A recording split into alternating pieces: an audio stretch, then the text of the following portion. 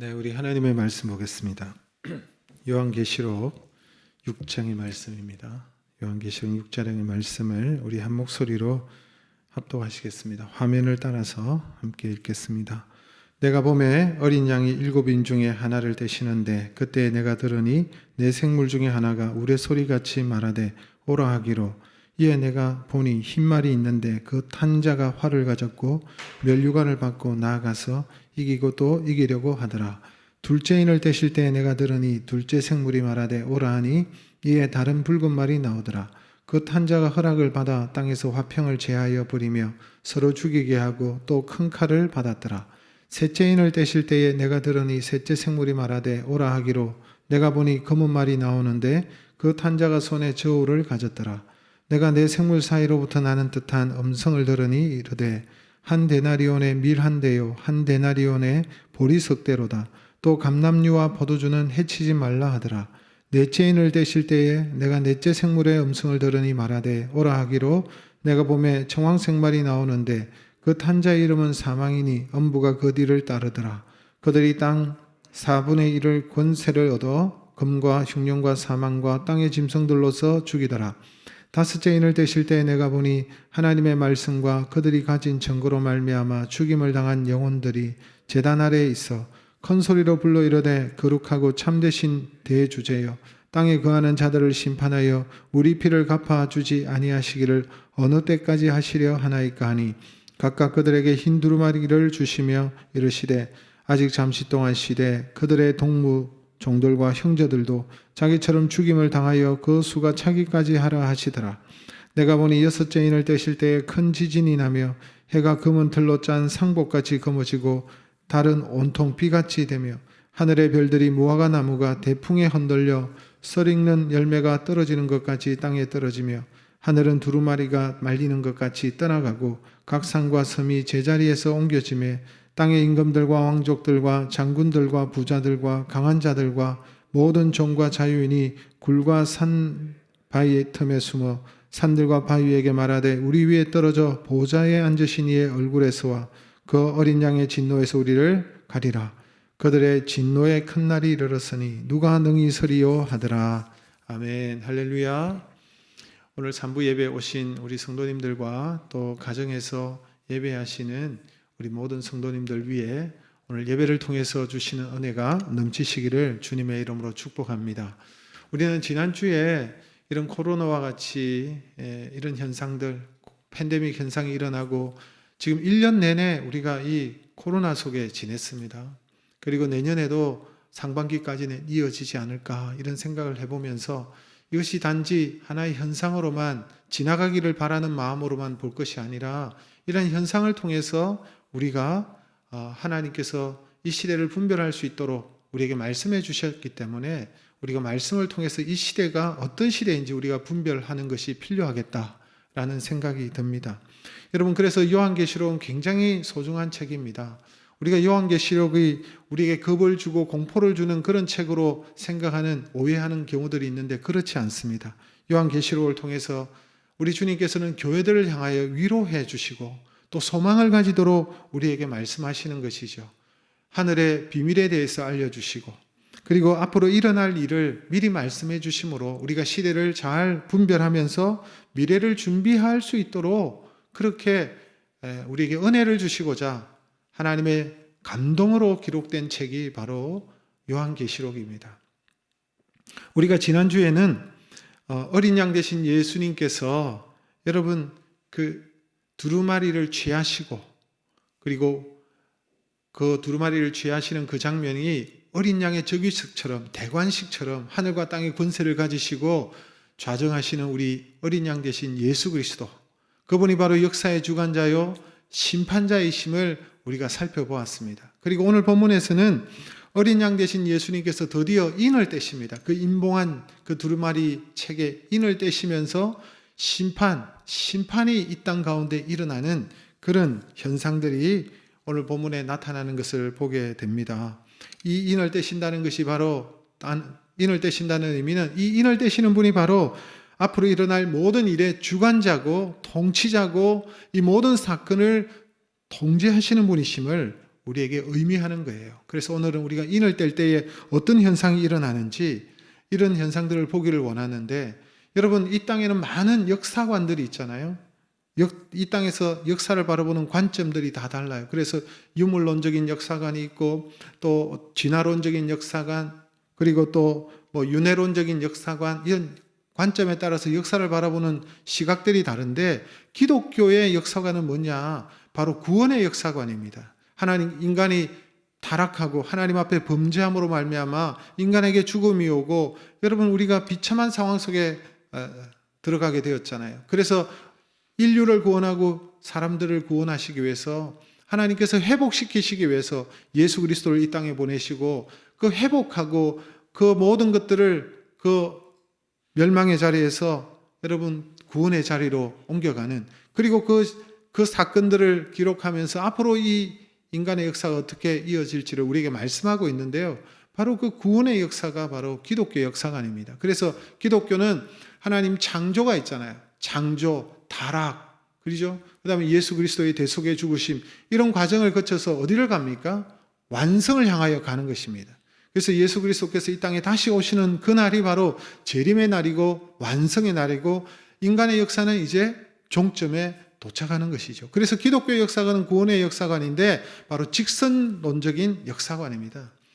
윤회론적으로 이렇게 순환하고 도는 역사관이 아니라 직선이죠. 직선. 앞으로 직진하는 그런 역사관이 기독교의 역사관인 거예요.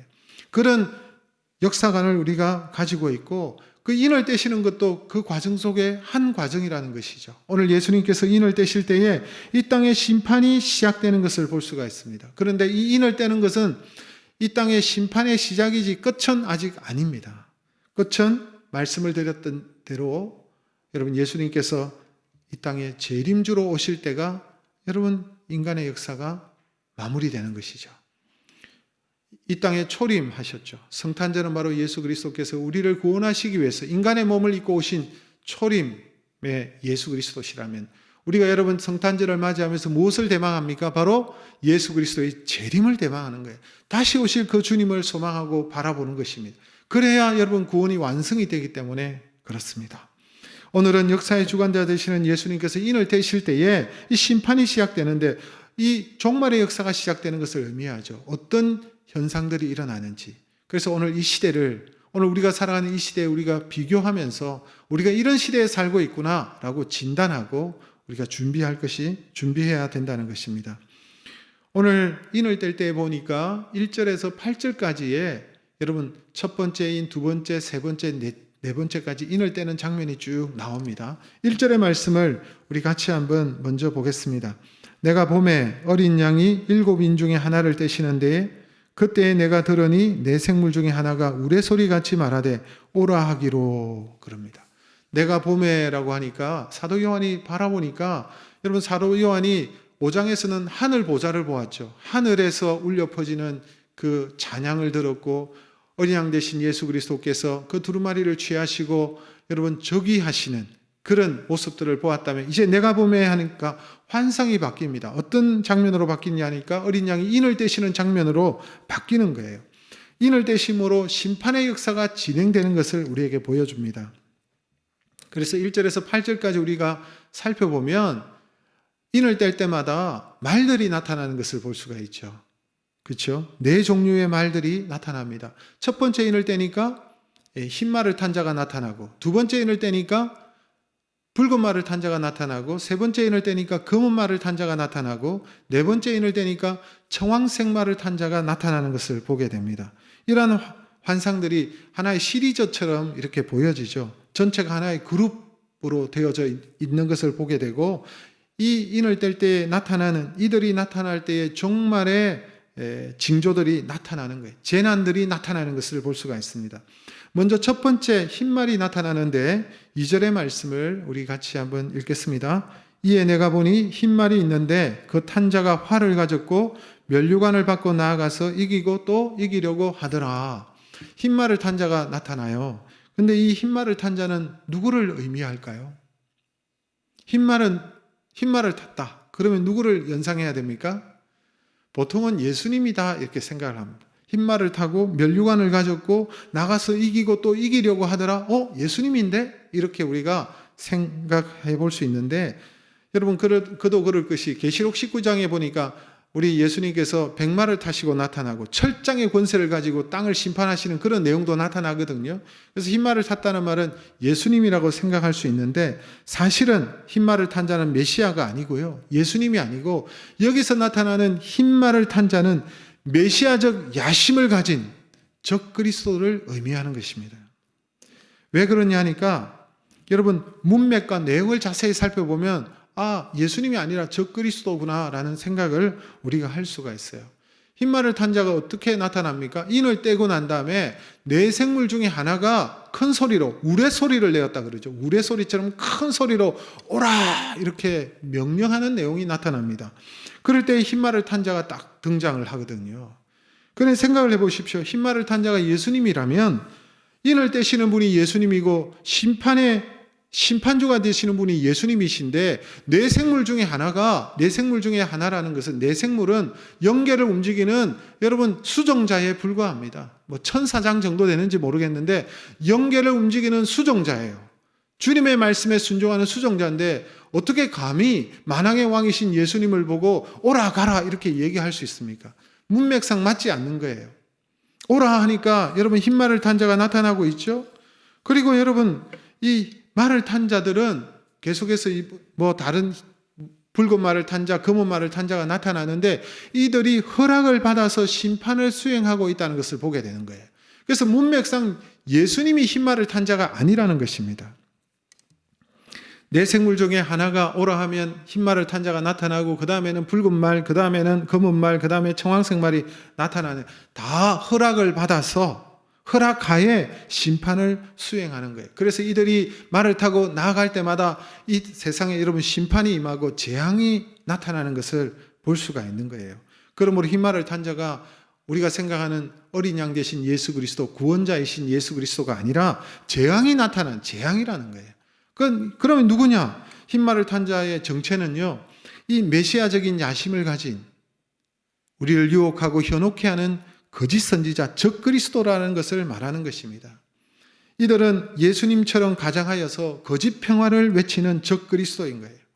광명의 천사 알죠? 나타나는 것은 광명한 천사의 모습인데 여러분 바로 거짓 그리스도라는 것입니다. 이들은 결국은 유혹하고 미혹하게 해서 수많은 영혼들을 멸망의 자리로 끌고 가는, 지옥의 자리로 끌고 가는 자들이 바로 이들이라는 것을 볼 수가 있죠. 그래서 예수님께서 백마를 타신다는 이런 표현이 있기 때문에 이단들을 보면요, 말을 타고 등장하는 사진들이 자주 있어요. 그래서 이 교주들이 보니까 흰말을 많이 타고 사진을 찍었습니다. 사진을 한번 보실래요? 사진 보여주세요. 네. 흰말을 탔죠? 누굴까요? 요즘 여러분 화면에 자주 등장하시는 분 아니에요. 그렇죠? 신천지의 교주죠. 왜 흰말을 타고 저렇게 사진 찍고 걸어둘까요? 자기가 그리스도라는 거예요. 또 여러분 보세요.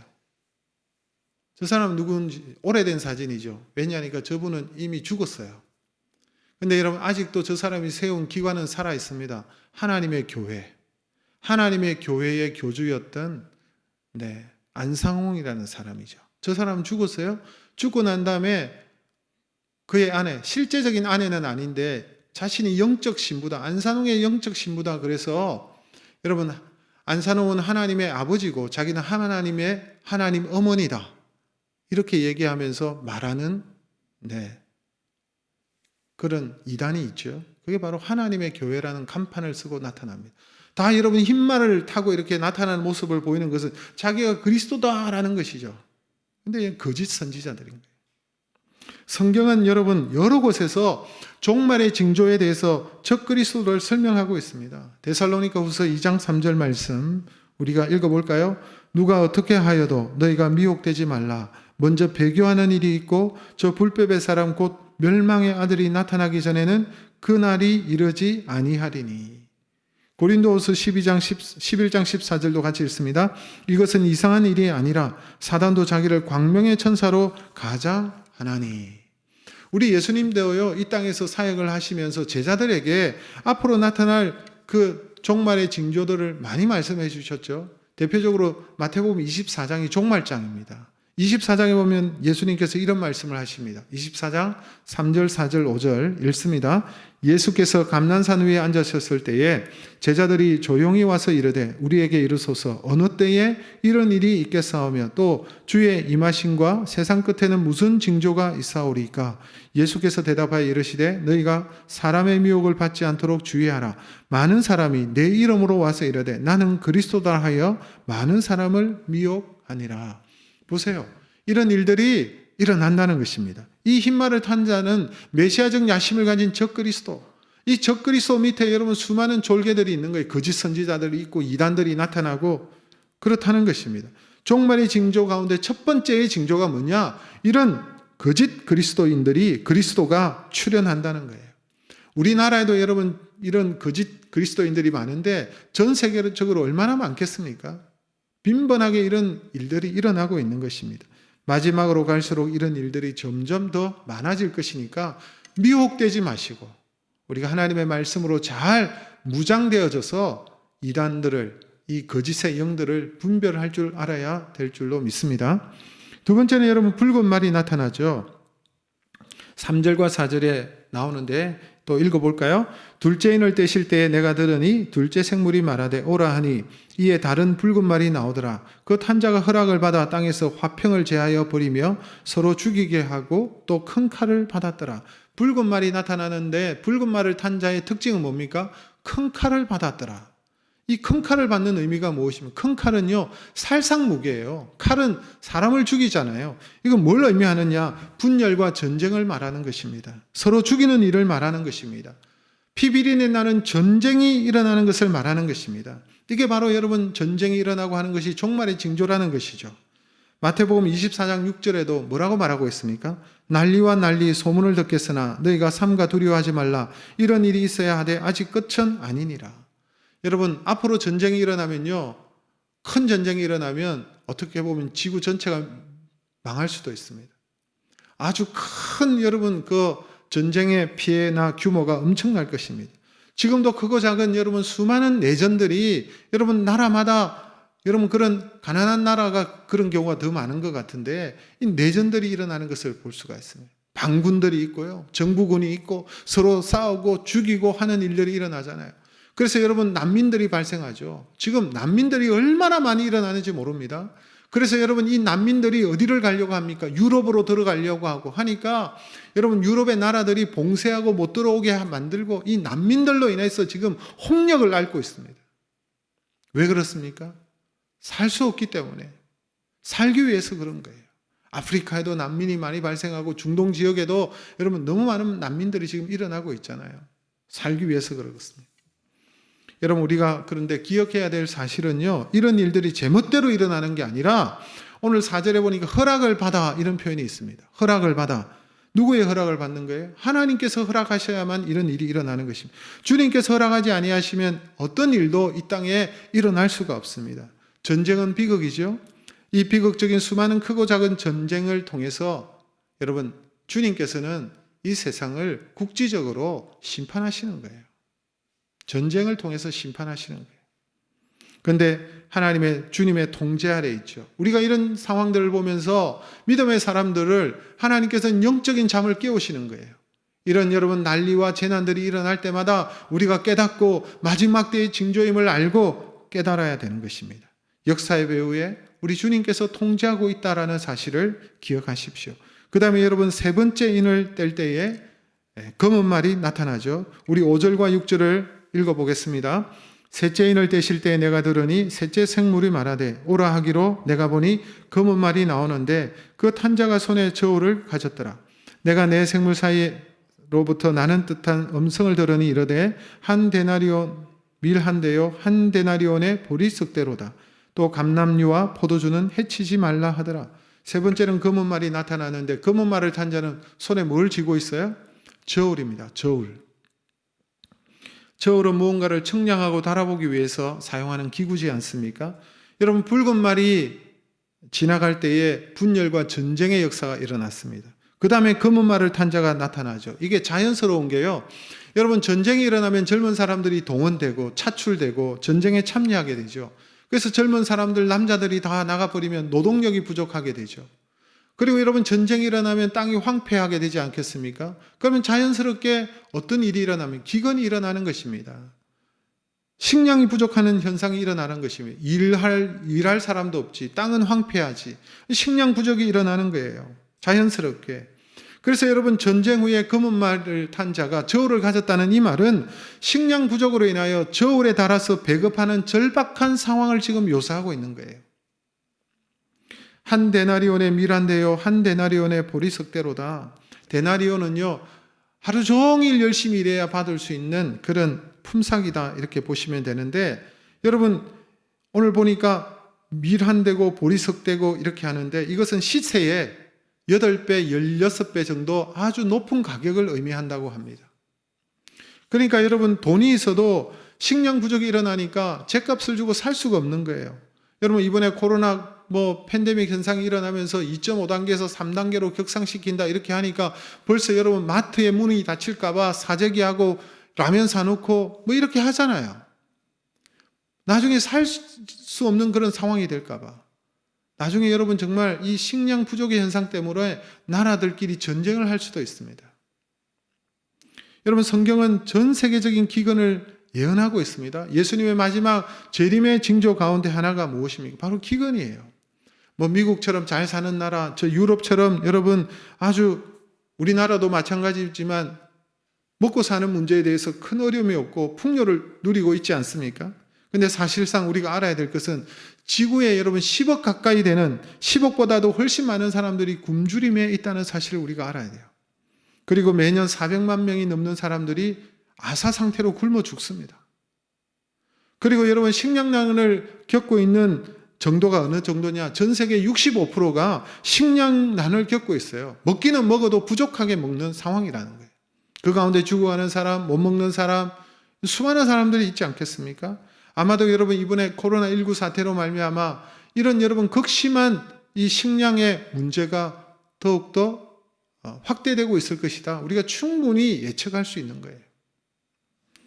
여러분, 마태복음 24장 7절을 보세요. 민족이 민족을, 나라가 나라를 대적하여 일어나겠고 곳곳에 기근과 지진이 있다라고 말씀하고 있어요. 그런데 오늘 본문에 보면 재미있는 표현이 하나 있습니다. 이렇게 여러분, 밀이나 보리나 이런 것들이 부족한데, 그런데 이런 말이 있죠. 6절에 또 감람류와 포도주는 해치지 말라 하더라. 이 여러분, 이 검은 말을 탄 자들이 여러분, 땅을 황폐케 하고 기근이 일어나게 하고 식량 부족이 일어나고 저울을 달아서 식량을 배급하는 그런 현상들이 나타나는 이때에 주님께서 말씀하시기를 감람류와 포도주는 해치지 말라. 밀이나 보리는 어려워도 기름이나 포도주는 정상적으로 공급된다는 것을 보여주는 거예요. 해치지 말라. 건드리지 말라는 거죠. 이 세상에 기근을 주시지만 완전한 비참한 상태까지는 가지 않았다는 거예요. 이 세 번째 인을 뗄 때는. 어렵지만 그래도 견딜만 하다라는 것을 보여주는 것입니다. 여러분, 이 계시록의 말씀은 믿는 성도들을 위로하고 우리 성도들을 소망을 주기 위한 책이라고 말씀을 드렸죠. 그래서 이 말씀은요, 그리스도인들도 피해를 입게 되어져 있습니다. 여러분, 이런 재난의 상태, 기근의 상태, 전쟁이 일어나면 예수 믿는 사람들이라고 해서 여러분 완전히 피할 수가 있겠습니까? 그렇지 않는 거예요. 우리가 이 땅에 살아가는 이상 우리도 피해를 입고 어려움을 당할 수 있습니다. 팬데믹, 지금 코로나19 때문에 여러분 믿는 사람들은 다 괜찮은가요? 아니잖아요. 같이 어려움 속에 있잖아요. 그러나 하나님의 은혜 가운데 지키심과 보호하심이 있지만, 그래서 하나님께서는 어떻게 하는 것입니까? 남은 자들을 위해서 이렇게 여러분 다른 방법으로 필요들을 채워주시는 거예요. 어떤 거는 부족하지만 어떤 거는 부족하지 않도록 하시겠다, 이런 의미로 지금 말씀하고 있다는 것입니다. 여러분, 우리에게 어려움도 있겠지만 하나님께서는 피할 길도 허락해 주실 줄로 믿습니다. 그 다음에 네 번째 말이 나타나죠. 청황색 말이 나타나는데 7절 8절 말씀 우리 읽겠습니다. 넷째 인을 떼실 때에 내가 넷째 생물의 음성을 들으니 말하되 오라 하기로, 내가 보면 청황색 말이 나오는데 그 탄 자의 이름은 사망이니 엄부가 그 뒤를 따르리라. 그들이 땅 4분의 1의 권세를 얻어 검과 흉년과 사망과 땅의 짐승들로서 죽이더라. 청황색 말이 이제 등장하죠. 청황색은 어떤 색깔입니까? 조금 푸르팅팅한 그런 색인 것 같은데 여러분 좋은 색깔처럼 느껴지지 않죠? 왜냐? 이게 죽음의 색깔이기 때문에 그렇습니다. 시체 색깔이 여러분 청황색 색깔이다라고 합니다. 여러분 청황색 말이 활동하면 어떤 역사가 일어나? 죽음이 나타난다는 거예요. 여러분 이게 자연스럽죠? 전쟁이 일어나죠. 기근이 일어나죠. 경제적인 궁핍함이 일어나죠. 그러면 사람들이 죽게 되어져요. 전쟁으로 죽고 여러분 아사로 죽고 못 먹어서 죽고 당연히 죽는 거예요. 청황색의 말을 탄 자의 이름이 사망이다라고 지금 말하고 있잖아요. 죽어간다는 거예요. 사람들이. 그걸 의미하는 것입니다. 그들이 땅 4분의 1의 권세를 얻었다. 이 갑자기 청황색 말은 그가 땅 4분의 1의 권세를 얻었다. 이래야 문맥상 맞는데 갑자기 그들이라고 하니까 복수형 대명사잖아요. 그래서 이 그들이라는 말은 청황색 말을 탄 자만 의미하는 것이 아니라 그 앞서 말을 탄 모든 사람들을 다 가리키는 거예요. 그들이 8절을 보세요. 그들이 땅 4분의 1의 권세를 얻어서 검이라는 것은 칼을 말하는 것입니다. 이 칼을 가진 자가 누구였어요? 붉은색 말을 탄 자 아닙니까? 흉년은 뭐예요? 검은색 말을 탄 자. 사망과 청황색 말을 탄 자죠. 땅의 짐승들로서 죽이더라. 땅의 짐승은 누구냐 하니까 바로 메시아적 야심을 가진 적그리스도를 말하는 거예요. 흰 말을 탄 자를 말하는 거예요. 이들을 통틀어서 얘기하는 것입니다. 그런데 이들이 땅 4분의 1의 권세를 얻었다라는 것이죠. 땅 4분의 1은 여러분 부분적이죠. 4분의 3이 아니라 땅 4분의 1입니다. 이런 징조들이 나타나는데 이런 종말의 징조가 나타나는데 아직 때가 다 안 됐다는 거예요. 4분의 1 부분적인 심판과 재앙이라는 것을 의미하고 있습니다.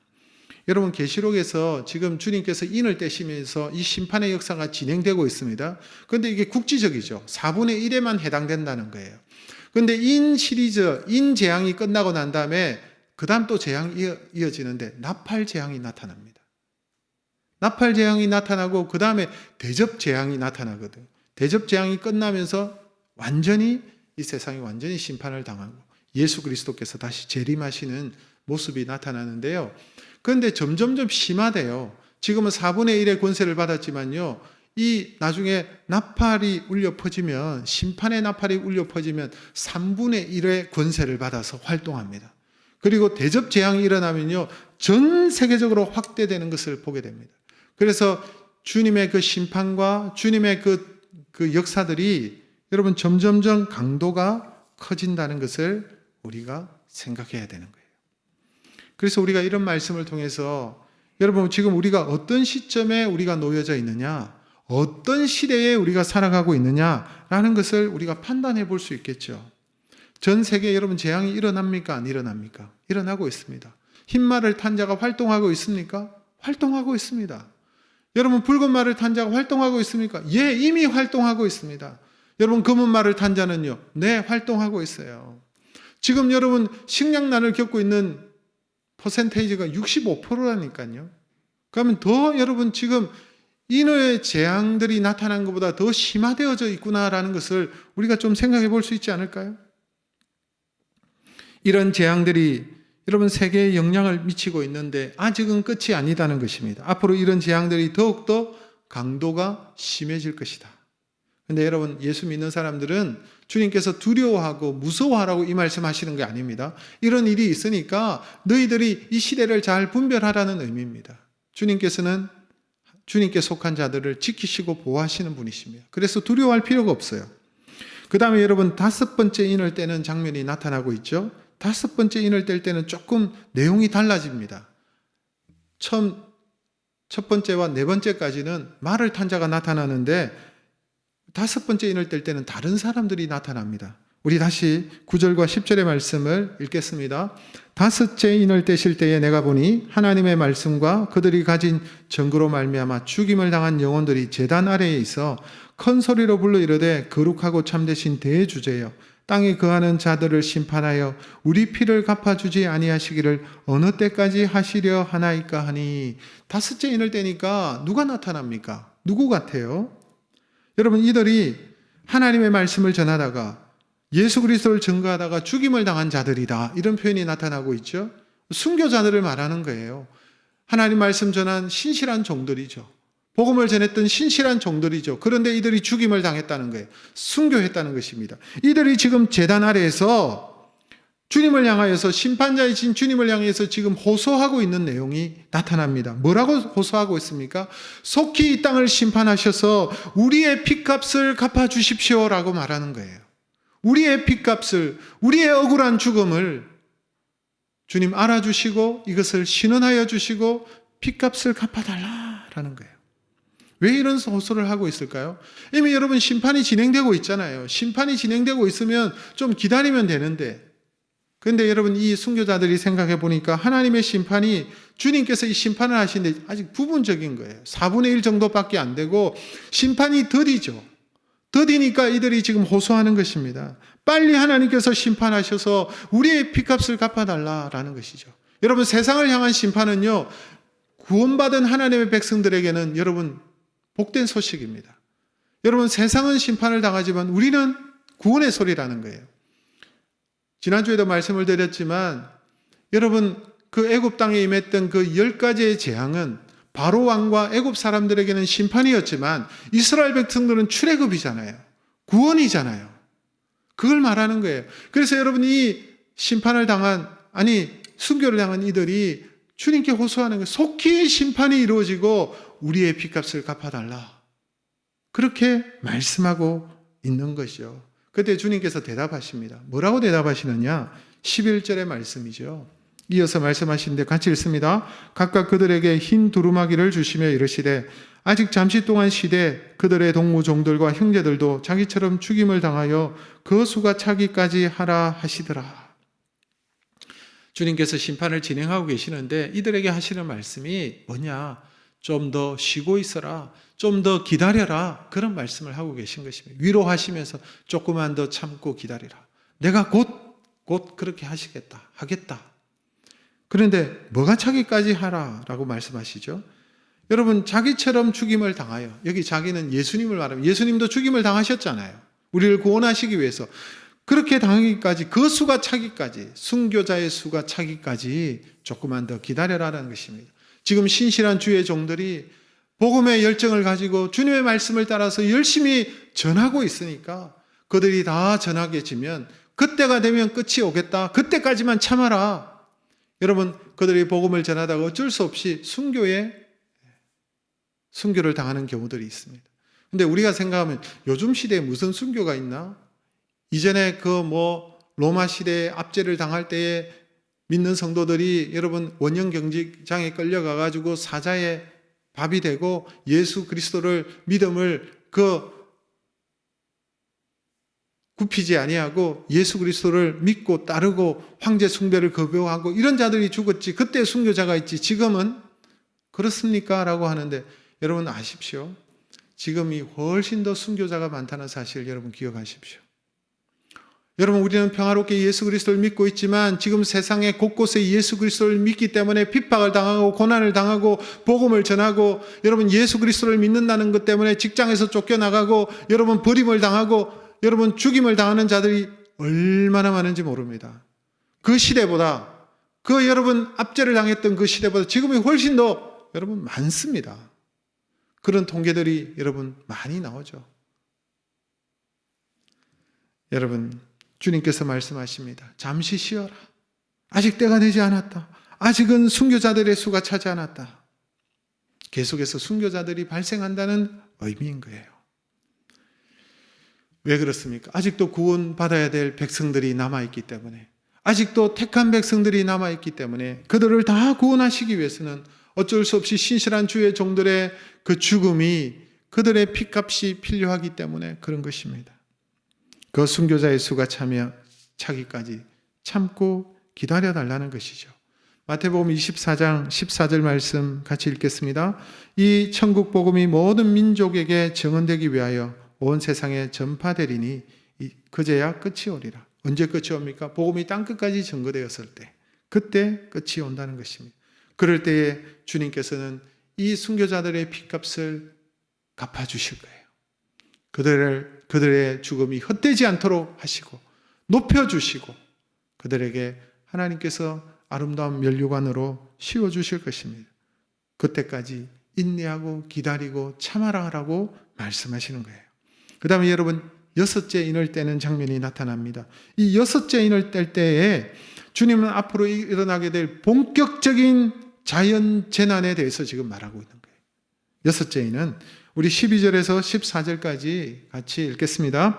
내가 보니 여섯째 인을 떼실 때에 큰 지진이 나며 해가 검은 털로 짠 상복같이 검어지고 달은 온통 피같이 되며 하늘의 별들이 무화과 나무가 대풍에 흔들려 설익은 열매가 떨어지는 것 같이 땅에 떨어지며 하늘은 두루마리가 말리는 것 같이 떠나가고 각 산과 섬이 제자리에서 옮겨지매.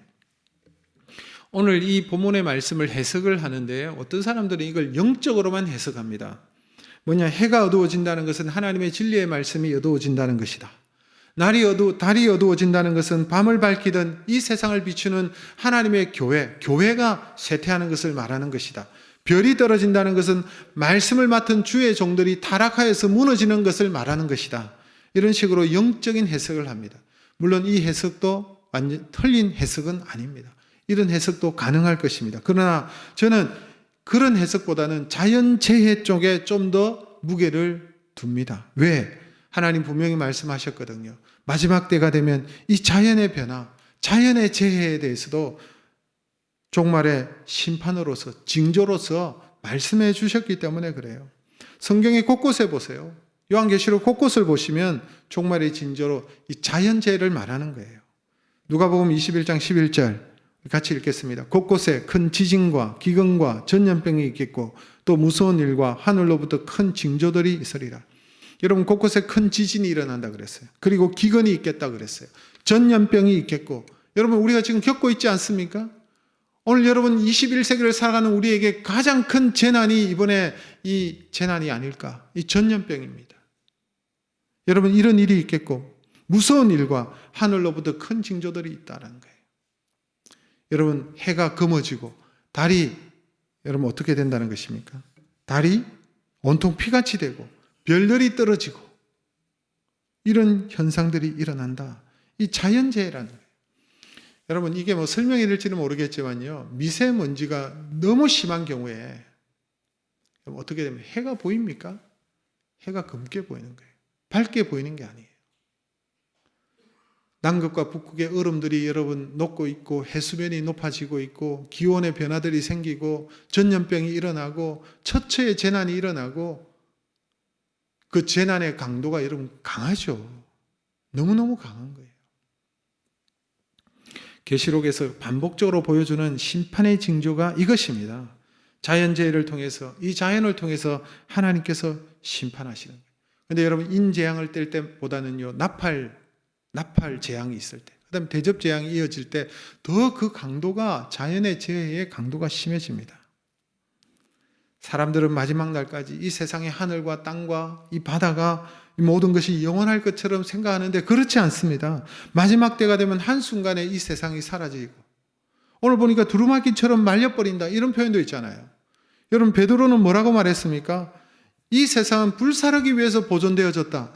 여러분, 사도 베드로가 그런 말을 했어요. 베드로후서 3장 7절의 말씀 같이 읽겠습니다. 이제 하늘과 땅은 그 동일한 말씀으로 불사르기 위하여 보호하신 바 되어 경건하지 아니한 사람들의 심판과 멸망의 날까지 보존하여 두신 것이라. 그렇죠? 하늘과 땅이 여러분 불사르기 위해서 지금까지 그렇게 보존되어져 있다는 거예요. 모든 것이 한순간에 파괴되고 무너지게 되는 시간이 올지 몰라요. 여러분, 인간이 애써 쌓아 올렸던 그 화려한 문화와 문명들이 여러분 자랑하겠지만 바벨탑처럼 무너져 버릴 것입니다. 그래서 그때가 되면 사람들이 그 재난 앞에서 경악을 금치 못하고 두려움으로 소리를 지르는 것을 여러분 오늘 말씀하고 있잖아요. 15절에서 17절의 말씀인데요. 마지막입니다. 같이 한번 읽겠습니다. 땅의 임금들과 왕족들과 장군들과 부자들과 강한 자들과 모든 종과 자유인이 굴과 산들의 바위 틈에 숨어 산들과 바위에게 말하되 우리 위에 떨어져 보좌에 앉으신 이의 얼굴에서와 그 어린 양의 진노에서 우리를 가리라. 그들의 진노의 큰 날이 이르렀으니 누가 능히 서리요 하더라. 지금 여기 나타나는 사람들은 자신의 힘만을 가지고 하나님을 대적했던 사람들, 하나님을 인정하지 않았던 사람들입니다. 땅의 임금들, 왕족들, 장군들, 마치 자기가 대단한 존재인 양 자기를 높이면서 마치 신이나 된 것처럼 자신의 신화를 만들어가는 그런 사람들이죠. 부자들이나 강한 자들도 자신의 힘과 부를 믿고 하나님을 두려워하지 않는 자들을 말하는 것입니다. 종과 자유인도, 종도 마찬가지예요. 가난하고 노예처럼 살아도 이들이 다 하나님을 두려워하는 것이 아니잖아요. 그래서 이 모든 자들, 하나님을 두려워하지 않는 모든 교만한 자들이 심판의 대상임을 얘기하는데, 이들이 그 징조를 보고 뭐라고 말합니까? 그때에 그런 일을 당한 자들이 너무 겁에 질려가지고 산들과 바위들을 향해서 부르짖는 거예요. 우리 위에 떨어지라고. 산들과 바위가 우리 위에 떨어져서 보좌에 앉으신 이의 얼굴을 보지 못하도록 그 어린 양의 진노에서부터 우리를 가려달라고 표현하고 있는 거예요. 얼마나 두렵고 떨리면 이런 말을 하겠습니까? 여러분, 이런 말씀을 들으면 그러면 우리는 어떻게 되지요? 우리 성도들은 어떻게 됩니까? 이런 생각이 들죠. 무섭다. 어떤 일이 생길까? 나는 어떻게 될까? 이런 여러분 질문들이 생기지 않겠습니까? 여러분, 그럴 줄 알고 주님께서 우리가 그렇게 궁금할 줄 알고 6장에 우리가 인을 떼는 장면이 나온 7장에 보면 그 답을 하고 계십니다. 우리가 두려워할까 봐, 우리가 어떻게 될까 궁금해할까 봐 7장에 그 답을, 우리가 어떻게 될지 그 답을 우리에게 딱 주는 내용이 여러분 7장에 나타납니다. 여러분, 두려워할 필요가 없어요. 우리는 하늘에 속한 자요, 하나님의 자녀요, 예수 그리스도 안에 있는 자들이에요.